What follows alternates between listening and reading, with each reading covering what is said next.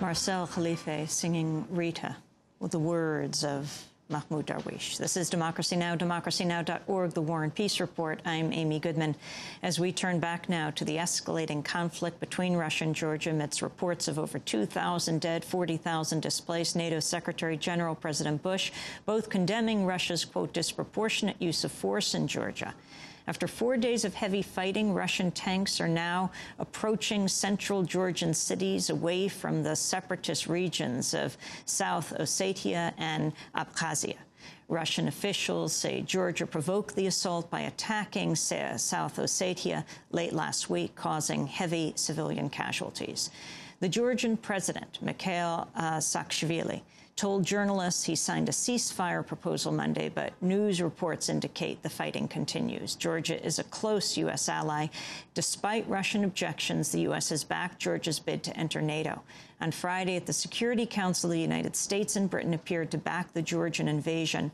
Georgia also plays a pivotal role in the supply of oil from the Caspian region to the west, as the Baku-Tbilisi-Ceylan oil pipeline runs through much of the country.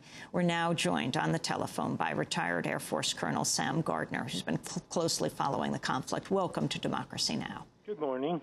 Talk about this area that probably most people in this country have never heard of before. Yes, it's very interesting that it is probably what some analysts have called an area of frozen conflicts.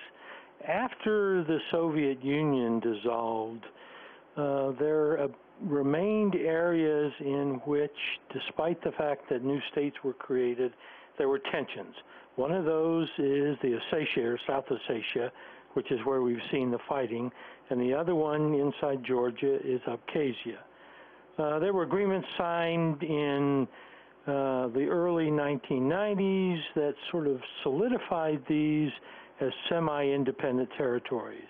In one, there is a UN peacekeeping force, and then in South Ossetia, there was essentially independence. And, you know, they sort of ran their operations separate from the Georgian government.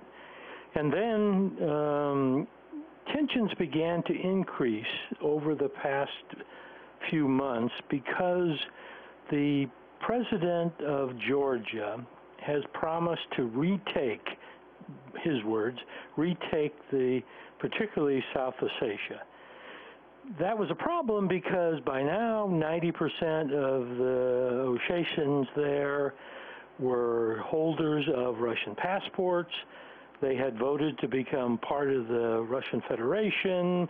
There was clear movement in the direction of this enclave, closer and closer ties with Russia. And then last week, almost without announcement, the Georgians launched a strike into Ossetia with the apparent objective of putting this back under Tbilisi control, back under the control of the Georgian government. The Russians responded probably in a way that was a great deal surprise to the Georgians. It probably was also a surprise to the United States.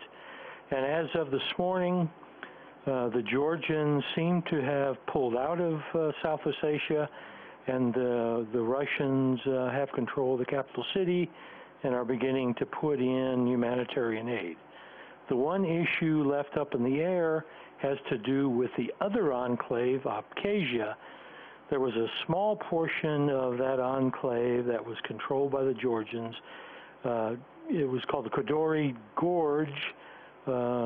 Operations were launched there yesterday, some on Saturday night, in an attempt to dislodge the Georgians and turn that territory over and completely make it independent from Georgian control.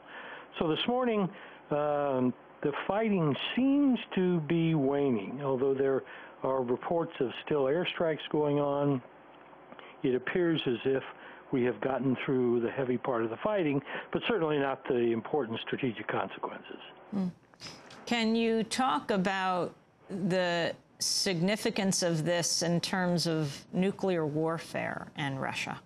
Do we have anything to fear along those lines? Absolutely. Let me just say that if you were to rate how serious